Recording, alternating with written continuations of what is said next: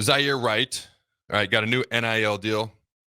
And so SeatGeek has signed multiple college football stars per On3 NIL to NIL deals. Each player will promote a custom discount code for tickets. Alabama's Dante Lawson, LSU's Whit Weeks, and Michigan's Justin Haynes are among the group, as well as Nebraska's Zaire Wright. Pictured as also a Texas A&M player. I'm just not familiar with him, so I can't say his name. I do apologize to that individual. But I think Zaire has turned into one of my favorite players. If I were to list, like, again, these are not my children. I'm allowed to have favorites.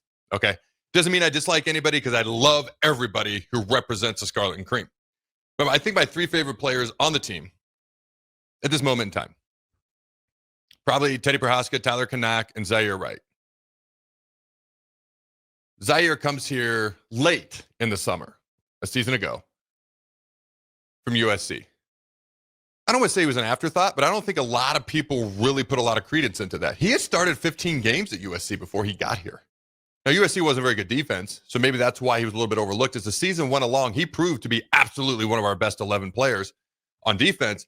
I will never forget that USC game, the pick six he took to the house, the veracity and the animosity that appeared to me to be between him and USC still at that point, I found highly entertaining. And I can relate to some of my former teams as well in the past. But somebody pointed out they've not yet handed out the black shirts that we're aware of anyways.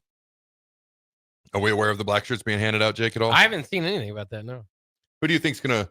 Well, let's talk about when they hand out the black shirts instead of projecting who's going to get it. We'll react whenever they do announce that. When you hear black shirt, because the Bach block, 11-3, 1-3, part of that is Bach and the black shirt. Terrell Farley, one of the greatest to ever do it. What does a black shirt mean to you? Like, what does that represent to you? And does this still hold the same credence as it once did to you? I wouldn't say that obviously at its high, it was, when Nebraska was a dominant program, one of the best defenses in the country, year in and year out, I think it meant a little bit more, if you will, just because you had the top players in the nation. Now, these last couple of years, Nebraska's defense has been good. Hesitate to say great, but, kind of getting back to that black shirt standard. I always love it because, again, and we point this out, very few places around college football and football in general specifically highlight the defense. And I have a defensive football mind. I like defensive football in any case. And so I like to see that, Wrecking Crew at Texas A&M. There's a couple others, but for the most part, the black shirts being celebrated the way that they are, the unique tradition to it, the skull and the crossbones doesn't hurt, all that sort of stuff. Pretty cool. And so it's one of my favorite traditions. I didn't mind, and I'm interested to see maybe where they're going. You have a new defensive coordinator, maybe different ideas where they made them earn it at times under Bo Pelini. Of course, he had great defenses for the most part. And then, at certain times would get run out of the building in games. So that's the one thing that you kind of risk is that, are you ever going to, I think there was one season where they did that and it was like, all right, we'll just give it to them after this subpar performance because it's better one they've done, and we want to hand them out at some point. So I know a lot of people prefer to hand them out before the season, but we've got to be getting close, right? It's game week. I wonder. So the press conference is going on right now. There's no sound. Right. So they could be talking about the black shirts right now, and we wouldn't know it. If that's the case, we can't make the sound appear. We're working on it. Barring that being the case, I've always been a fan. It's a long off season, dude. It's winter conditioning.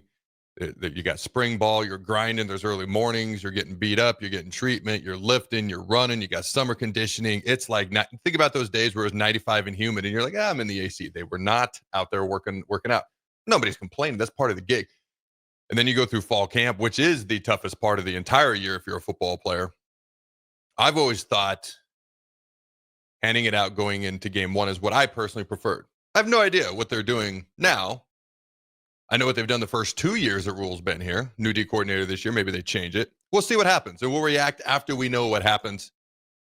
So this was sent to me from a fan. Not the most uplifting, but it tells you that we need to be ready to go game one defensively. A lot of talk about the offense. The defense is just as important. Not as always as exciting to talk about unless you're someone like you and me.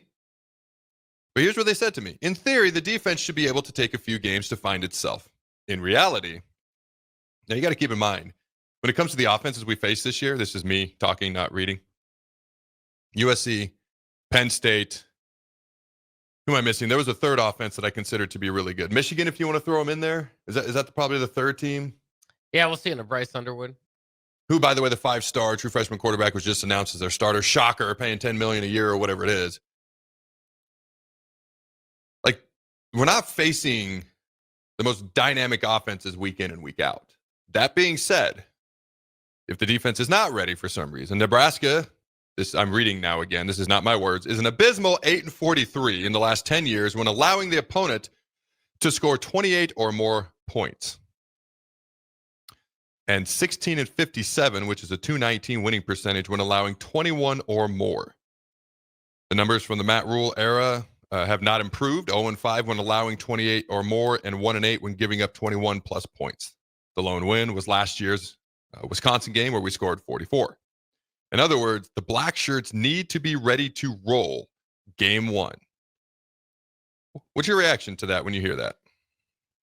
Well, that's. I mean, I agree with it. Obviously, like again, the attention there. I didn't know. There's a lot of numbers you can compile against Nebraska football over the last decade.